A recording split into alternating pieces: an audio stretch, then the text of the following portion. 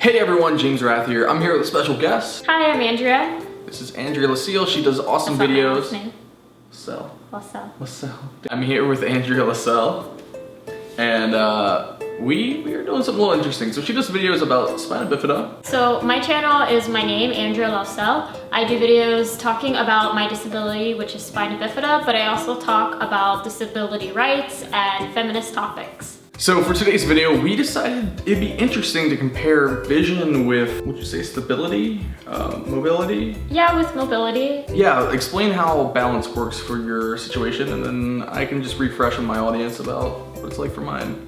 So with my Spina Bifida, I don't use mobility aids, but I can walk. But I have extensive nerve damage in my feet, so I can't feel my feet, there's no pressure, there's no pain, and that greatly affects my balance when walking, especially because I also have Chiari malformation, which has to do with a part of my brain that controls balance. And I have nystagmus, which makes everything I see completely vertigo, so even the camera, you know, it's still, but it looks like it's moving for me. So our setup is that we are going to be testing our balance. However, to sort of impair her vision, she's gonna be wearing a pair of low vision stimulating goggles that emulate what it's like to have my other ocular disability, which is albinism. And so that affects the eyes where it's overexposing the light. While I don't have Spina Bifida, I do have nystagmus, and we're both gonna have the vision of what it's like to have albinism.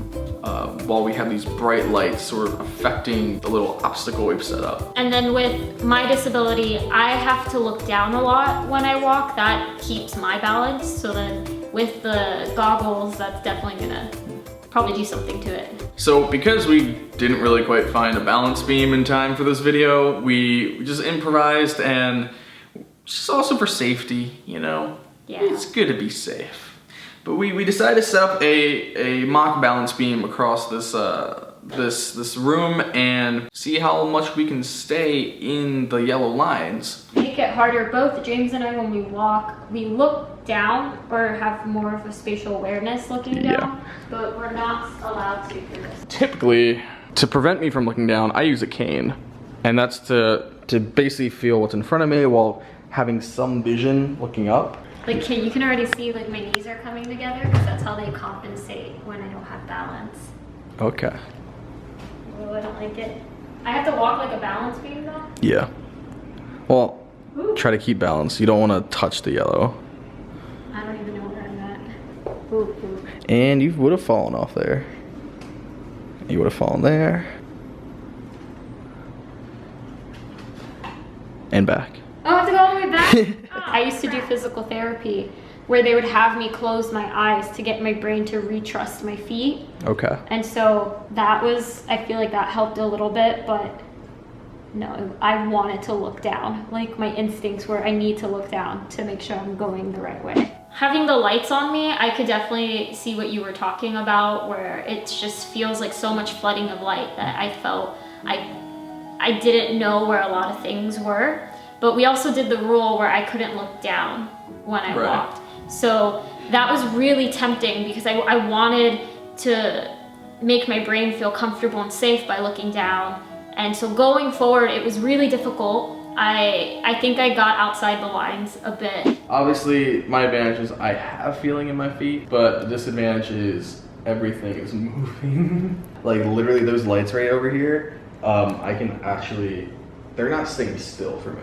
And they're already like overexposing. So it's like this giant overexposure of light like that's constantly just swirling around. Yeah, that's why I wore the goggles, because I can't feel my feet, but I use my vision mostly. So we had to even that playing field. I want to do this with just my eyes shut.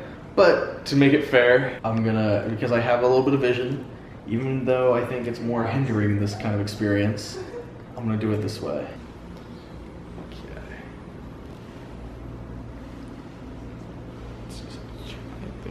White light in my right and now my left.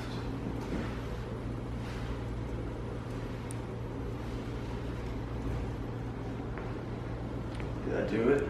Yeah, you were, for the most part, what I could tell, you were in. Okay, so I didn't get off? No, from what I saw, you were better than me. So now I'm gonna go backwards. Oh my God, what a show off.